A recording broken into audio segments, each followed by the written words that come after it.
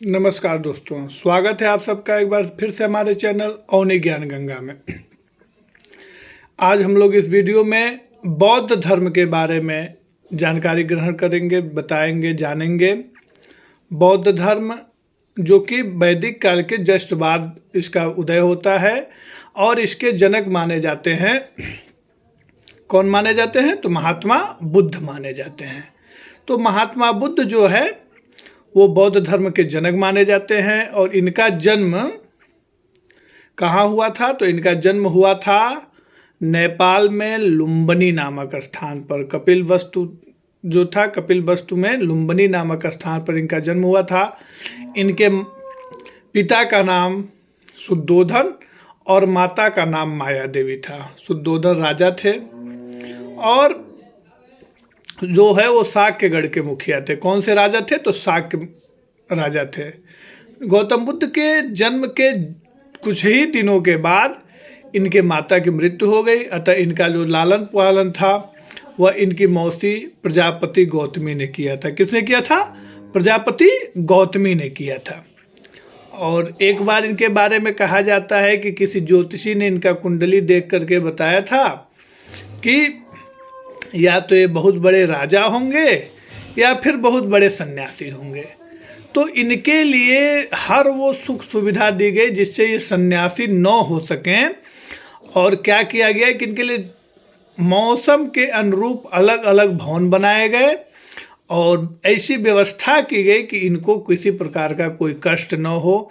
यहाँ तक कि 16 वर्ष की अल्पायु में ही इनका जो विवाह है वह यशोधरा नामक महिला से कर दिया गया। तो और उससे इनको एक पुत्र भी हुआ जिसका नाम राहुल रखा गया।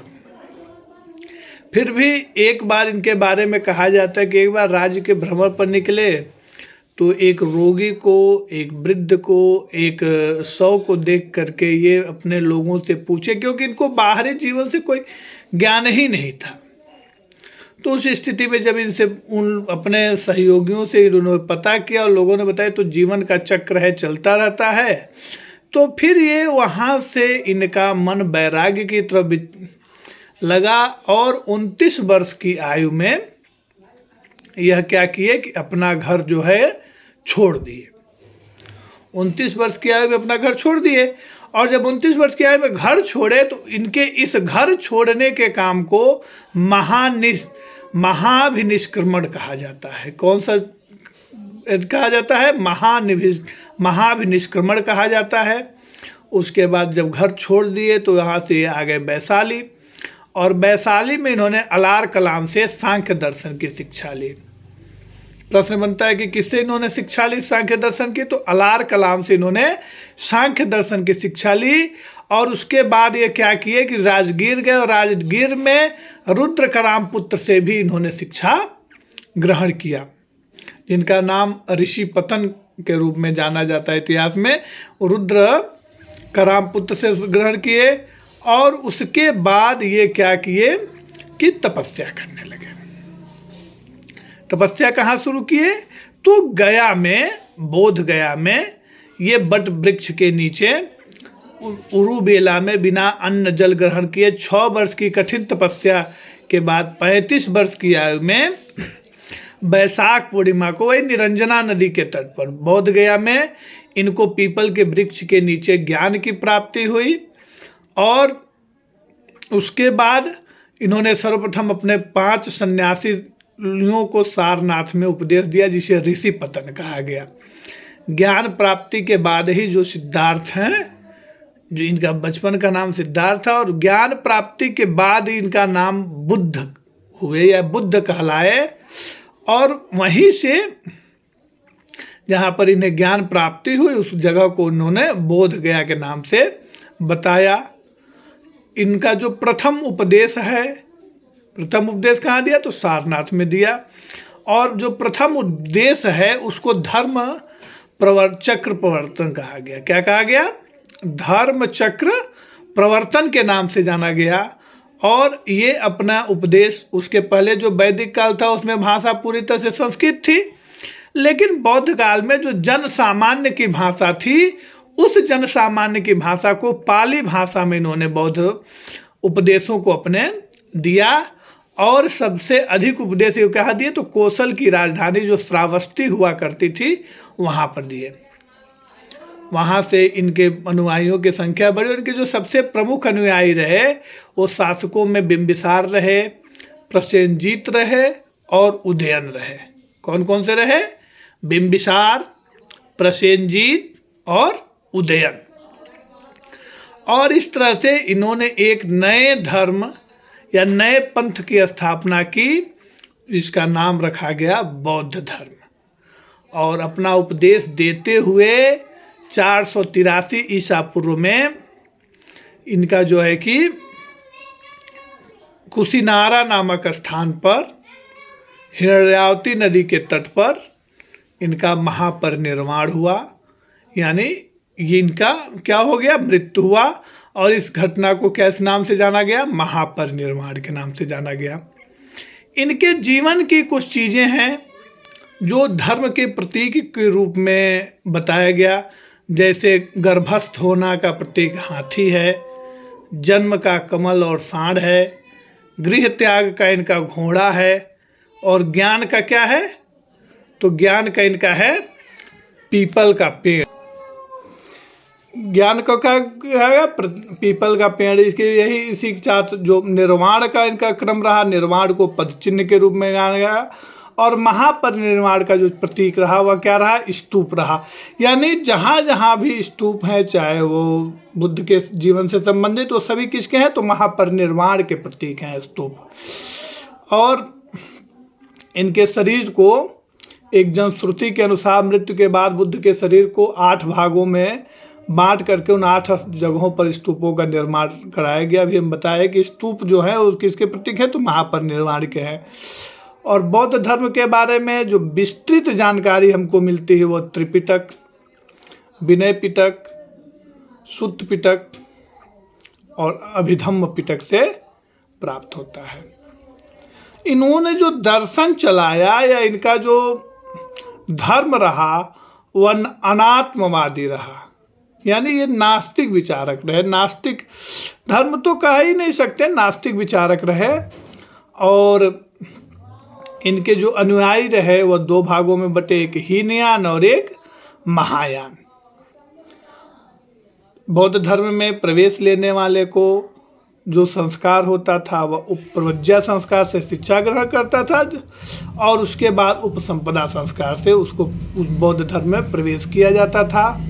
बौद्ध धर्म में बुद्धम धम्म, बुद्ध धम्म और संघ को त्रिरत्न कहा गया। यानी बुद्धम शरणम गच्छामि, धम्मम शरणम गच्छामि और संघम शरणम गच्छामि। इन तीनों को त्रिरत्न कहा गया। बौद्ध धर्म में जो है इनका जो सबसे प्रमुख त्यौहार मनाया जाता है वह बुद्ध पूर्णिमा ही मनाया जाता है, जिसमें इन्होंने इनके ज्ञान की प्राप्ति हुई थी। बौद्ध धर्म में इन्होंने जो 4 आर्य सत्य के उपदेश दिया, उसमें दुख, दुख समुदाय, दुख निरोध और दुख निरोध गामिनी प्रतिपदा। और इसके लिए उन्होंने प्रतीत्य समुत्पाद्य का सिद्धांत दिया। कौन सा सिद्धांत दिया? प्रतीत्य समुत्पाद्य का सिद्धांत दिया। और इन दुखों की मुक्ति के लिए जो उन्होंने दुख निरोध गामिनी प्रतिपदा की बात कही, तो उसके लिए उन्होंने क्या बताया? तो अष्टांगिक मार्ग बताया। कौन सा मार्ग बताया? अष्टांगिक मार्ग बताया, जिसमें सम्यक दृष्टि, सम्यक संकल्प, सम्यक वाक, सम्यक कर्मांत, सम्यक आजीव, सम्यक व्यायाम, सम्यक स्मृति और सम्यक समाधि। इसके पहले योग में भी अष्टांगिक मार्ग है, लेकिन उससे थोड़ा सा ये अलग रहा। जैसे योग में अष्टांगिक मार्ग का तैत्तिरीय उपनिषद में मिलता है, यम नियम आसन प्राणायाम प्रत्याहार धारणा ध्यान और समाधि, लेकिन उससे ये अलग रहा। और बौद्ध धर्म का जो अंतिम उद्देश्य है वो यही है, महापरिनिर्वाण की प्राप्ति, या जो दिया जल रहा है, या जो शरीर जल रही है, या जो शरीर की आत्मा जल रही है, उसका जीवन चरण मरण चक्र से क्या हो जाना? मुक्त हो जाना। ये इस धर्म का प्रमुख उद्देश्य रहा है। और बौद्ध धर्म में कुछ बौद्ध संगीतियाँ हुई, जिसमें प्रथम संगीति कहाँ हुई तो 483 ईसा पूर्व में राजगृह में हुई। और इसमें उस समय शासक कौन थे तो अजातशत्रु थे, और उस बौद्ध संगीति के अध्यक्ष कौन थे तो महाकश्यप थे। जो द्वितीय बौद्ध संगति हुई वह 383 ईसा पूर्व में हुई। कहाँ हुई तो वैशाली में हुई। और इस किसके शासनकाल में हुई तो कालाशोक के शासनकाल में हुई। और उसके अध्यक्ष कौन थे तो सर्वकामी थे। जो तृतीय बौद्ध संगति हुई वह 247 ईसा पूर्व में हुई। कहाँ हुई तो पाटलिपुत्र में हुई, अशोक के समय में। और उस समय जो उसके बौद्ध संगत के अध्यक्ष रहे वह मोगलिपु ततिस्म थे। और जो चौथी बौद्ध संगति हुई वह ईसे की प्रथम शताब्दी में यानी ईस्वी की प्रथम शताब्दी में हुई, और कुंडलवन यानी कश्मीर में हुई कनिष्क के समय में। और उसके जो अध्यक्ष थे वसुमित्र और उपाध्यक्ष थे अश्वघोष। अश्वघोष एक ऐसे लेखक रहे जिन्होंने बुद्ध के चरित्र पर मतलब सौंदरानंद और बुद्ध चरित्र ये दो प्रमुख ग्रंथ उन्होंने लिखा है। महात्मा बुद्ध ने हमेशा मध्यम प्रतिपदा यानी मध्यम मार्ग का उपदेश दिया। साथ ही ये बताया कि बौद्ध धर्म आत्मा के स्वरूप को या अस्तित्व को स्वीकार नहीं करता। पहले भी बताया है कि बौद्ध धर्म पूर्णतः नास्तिक विचारधारा का धर्म है। इसकी जो जातक कथाएं हैं, जातक कथा में इसके बुद्ध के पूर्व जन्मों की कथाएं वर्णित हैं।